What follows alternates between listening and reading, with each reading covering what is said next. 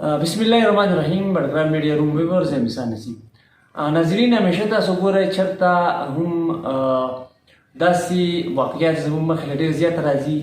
چې داسې سپین روبي زموږ خواته راځي فریاد کوي چې زموږ نه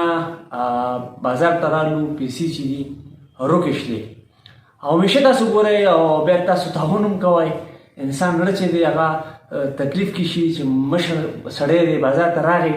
پیسې ته وغورځېدې نو نن د هغې اپوزیټ د هغې مخالف یو واقعه ده هغه مخې ته راغله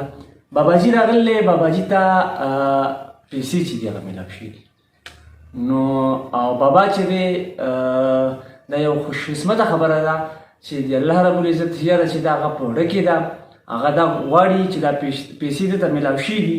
دا چې د چا دي هغه ته ورسي نو په دې سلسله کې د دلته راورسېد د ملګرو په تعاون سره باباجي نه موږ تپوس کوو چې باباجي دا پیسې چې دي کوم ځای کې میلاو شوي دي او باباجي کوم ځای نه چېرته راته نو دا خبره چې ده د بابا نه تپوس کوو باباجي تاسو ته پیسې کله میلاو شوي دي او څنګه میلاو شوي دي تاسو چېرته تل وایئ دا پیسې موږ ته پرون میلاو شوي دي موږ هلې ته دوا له تللي وو صحیح شوه چیران ته دوا بیا هلته نه دې پلته راغلو کنډو ته جی کنډو نه بیا راتلو کور ته جی کور ته راتلو نو موږ سره هلته کې ډېرسن کې کېناستو صحیح شوه ډېرسن کې چې کېناستو نو هلته نه موږ راغلو ټاکوټ ته ټاکوټ نه هغه ډېرسن کې وو موږ جی ما چې داسې وکتلو نو هلته ما ته پیسې میلاو شوي صحیح شوه د 10 نه اوچتې دي او د 500 نه کته دي درمیانه دي صحیح شوه اوس زه راغلم دا تپوس کوم چې دا پیسې دې ته مې دې به په نیټ باندې ورکړو نو الحمدلله چې دا شی هغه ته ورسي هغه به ته غریب وي هغه پریشان وي چې د هغه پریشاني الله ختمه کړي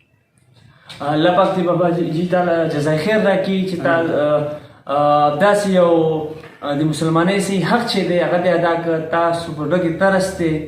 او د هغه بل مسلمان ورور دپاره ته پریشان یې چې د چا نه دا پیسې روکې شوي دي د باباجي وینا دا ده چې دی الهي نه راته په ډاټسن کې مختصر ده چې دا کوټ په مقام کې په هغه ډاټسن کې دته څه پیسې میلاو شوي دي د پیسو مقدار چې دی د 30,000 نه واخله تر 50,000 په منځ کې دی اوس دا پیسې چې د چا دي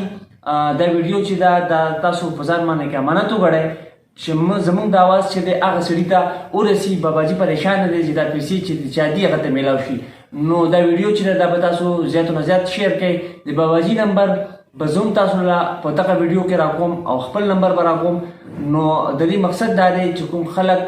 د چا پیسې وي موږ به د هغې شناخت د هغې تفصیل د هغه نه تپوس کوو او انشاءالله العزیز چې دا پیسې چې د چا دي زموږ کوشش دا دی چې دا پیسې هغه ته میلاو شي ټول باباجي دپاره دعا وکړئ چې الله رب العزت دې باباجي آخري خاتمه چې ده هغه په خیریت سره وکړي خدای دې ایمان نصیب کړي خدای دې د اهل و عیال چې مخې ته دی هغو نه دې دین کار واخلي چې ده په داسې وخت کې داسې کار وکړه یقیني طور باندې کې همیشه زما د خوا ته چې څومره خلک راځي دغه فریاد راځي چې ما نه پیسې روکشتې څوک 1 لاک روکشتې څوک وایي 50,000 روکشتې هغه پیسې چېرته هم نه دي میلاو شي نو هغه پیسې چې روکېږي هغه هم انسانانو ته میلاویږي مسلمانانو ته میلاویږي بل چا ته خو نه میلاویږي دا ناولنی باباجي دی زه د خراج تحسین پیش کوم چې د